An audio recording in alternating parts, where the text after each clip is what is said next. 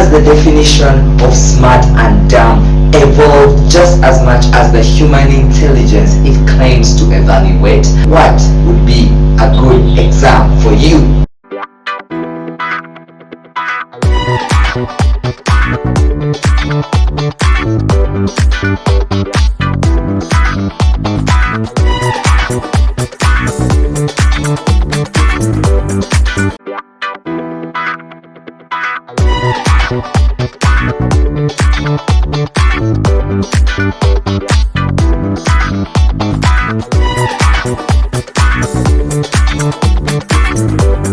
Hey, it's been a while since we had a one-on-one, just a YouTube video where I am talking to you, but well, now is our opportunity. Welcome back to Starting Out. I hope you've been enjoying the little videos I've been dropping over time. Now, don't forget to subscribe and like this channel, and please do comment. I would like to hear the thoughts you have on the things I spend my time sharing with you. Today we are talking about a rather dreaded topic: exams. Not the most fun thing to ever talk about, and I hope that at the end of this video, probably one day, we shall just laugh about exams because we will have succeeded in them, hard as they may be. Why do we have exams really? Probably people would be thinking, is it just because some evil person out there invented it for us to suffer? Why do we have exams? What is their relevance? And how could we possibly rethink the future of exams alongside exams? Okay, I think I'm saying it a little too fast. Examinations, right? How can we rethink examinations in the future? What is their purpose? Could we find purpose from doing examinations? Could we find delight in doing them? That is what we are going to tackle today. Why exams? Why examinations?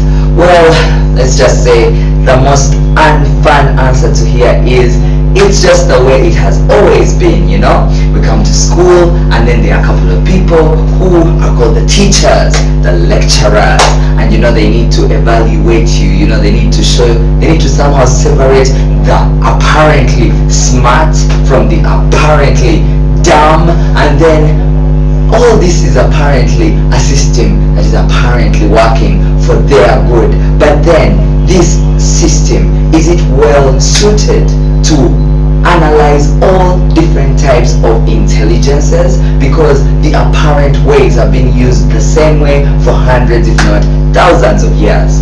Now, yes, another unfun answer in particular is to say that they just need to track progress. They need to see how far things are going, because parents bring their children to school, they bring the students to the university, and they need to evaluate exactly how they are progressing.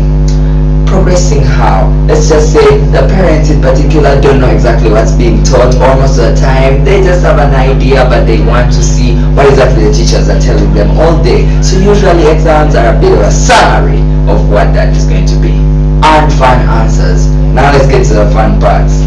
Has the definition of smart and dumb evolved just as much as the human intelligence it claims to evaluate? And probably, could there be a way to now also evolve it into a better way of evaluating? What would be a good exam for you? I happen to watch a channel called Project Elon. It has helped me a great deal in my approach to examinations, because, well, let's face it, most exams, when they come to you, they do not cover the intro that the lecturer, the teacher spent a long time on, but on particular specific principles. So basically he takes us through strategies, or the person on Project Elon, he takes us through strategies where we actually break down, we size up the task, see how big it is, and then break it into smaller pieces that we can do much more easily. While we were in school, it was much more let's say difficult, because you know there is the difference between the science subjects and the art subjects. Probably for the art subjects it's much easier to say, you know, start with a working plan, you're going to read this and this. But well, for engineering, for which I've had experience with, we find ourselves in a difficult position where we can't exactly size up exactly what we're going to do. We can't write out what we're going to put in our heads, because there are calculations involved and they give a bit of a hard time. But well, instead we find that, especially in engineering school, discussions are the holy grail of how to approach these examinations, because first of all, they enable you come together with people who see it as a little more simple than you do. You find the smarter people in the class, sit with them, and it's not easy. It's easy to get really lost in class as the person goes from number to number. But while you're with the discussion group, you can say, hey, kindly stop there, kindly go back, here and there we can do A, B, C, D. I didn't get this point in particular, and somehow we find ourselves moving. Particularly in high school, I used to use I loved literature and history. Okay, history was fun to read, but not fun to attempt in an exam, because well, you had to write a whole lot. The time was very, very little, and the points had to be really many. So what I would do was simply to write out all the topics that I am going to revise, all the topics that I'm going to read, and then say in a certain time frame I should have finished this. I remember my standard plan for history was in 8 hours I should have covered, God knows how many topics there were, but in 8 hours I was supposed to cover as many topics as possible, scattered in the different areas. Exams sometimes hurt you because exactly what you read for is not exactly what counts, And a person once complained that if only they could just bring out a section in every single paper where we just write everything we read and didn't come, because we could show them that we're actually smart, we actually read, we put in the effort, but our things just did not come. And there are some things, well, which involve some you can forge a little bit but others, you are cornered. In particular, there was History West in our ordinary level in high school. Wow, there were some things that you could not transfer from one empire's description to another, so you just had to go crazy with it. Then in a history examination, we had 2 hours to do about 4 numbers, meaning each one had to take 30 minutes, and they had part A and part B, meaning that you actually had to do each in 15 minutes. 15 minutes, 15 points, introduction and conclusion.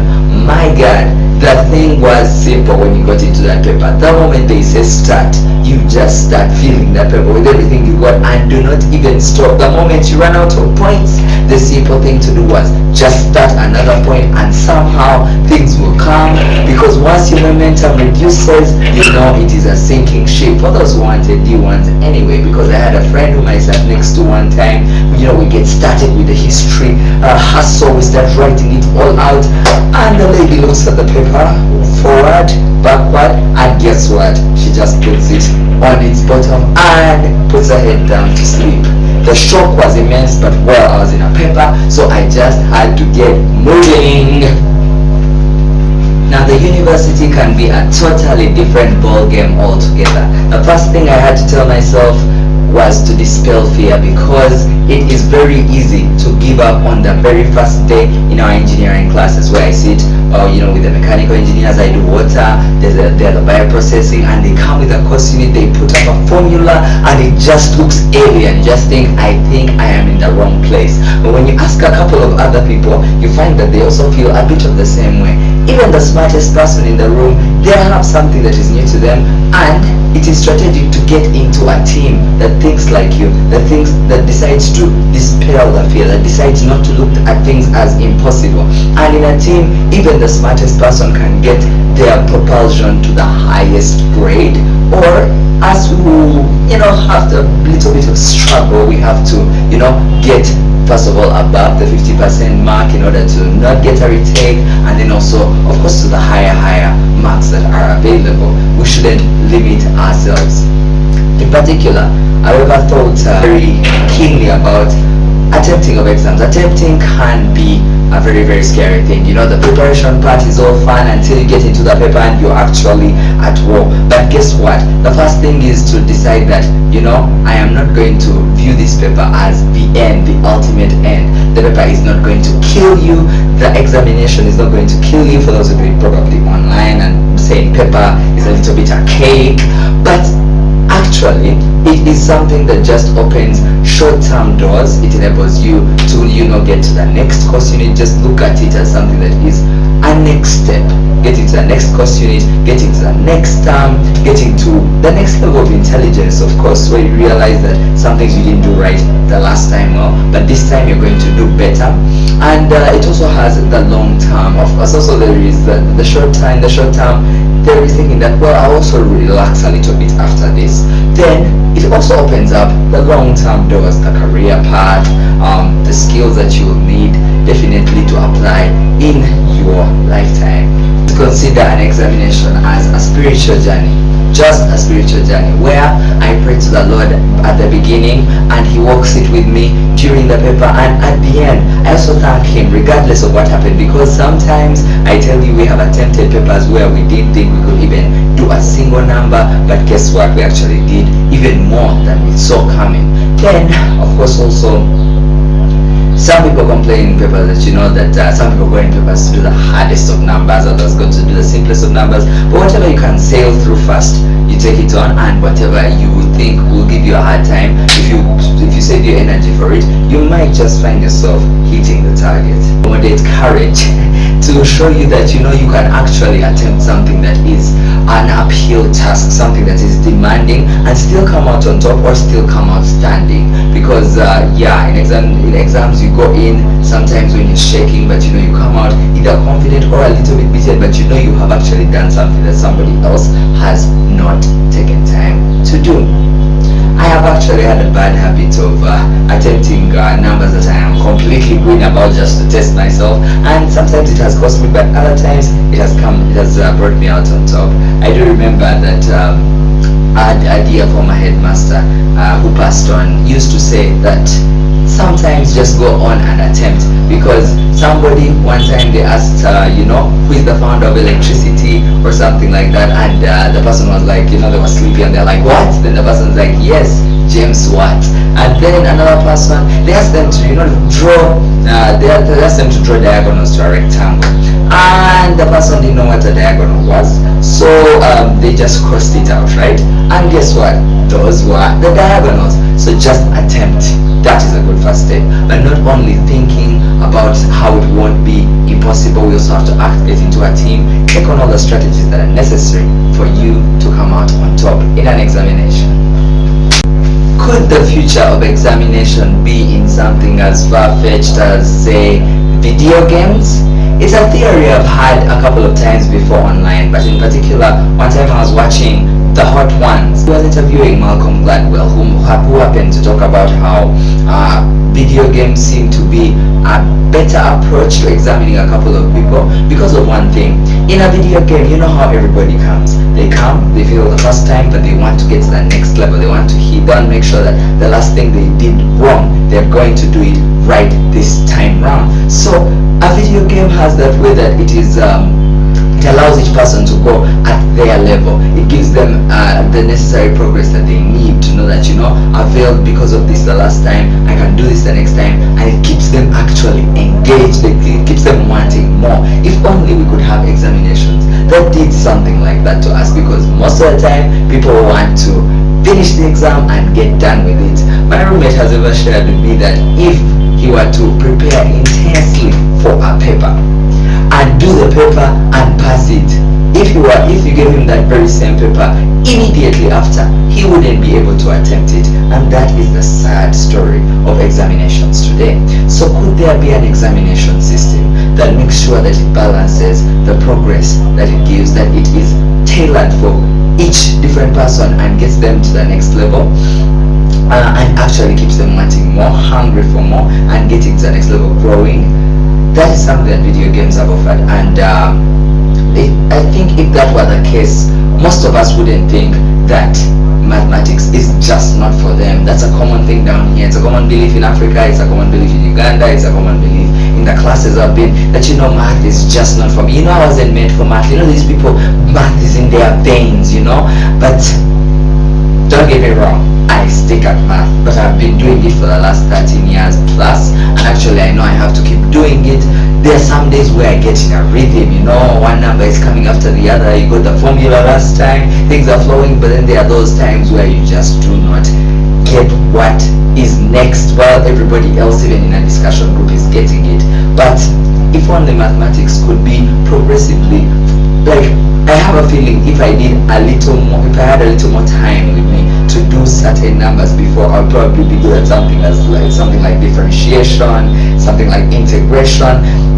I do remember in school, things would be moving so fast. Things would be moving at a rate which I don't think everybody follows, and somebody's just getting the hang of it, and we are 10 steps away, we are 10 topics ahead. I think those people would have even been intelligent enough to take on the International Mathematical Olympiad, but they were just left behind. Focusing on the next generation, not thinking about what has happened in the last couple of years, could we find that system of examining that, you know, gives a chance to every single person to move at their pace, to have a bit of a rest when they feel that they have gotten to a level that they have understood something? Could there be such a system? Something almost like a video game, an almost perfect system that could accommodate each of the 7 billion people that are on this planet, as it can do step-by-step progress and not just treating people like they are on an assembly line. What system could that be? I think it could be, the answer might just be something like a video game. Thank you for paying attention to me during this time as I talk about something as difficult, as unappealing as examinations, but something that is inevitable, something that we who are starting out need to actually think about, need to actually talk about, need to actually excel in to get to the next level, because, well, sometimes you're just not valued unless you pass a couple of examinations. Then comes the personality part.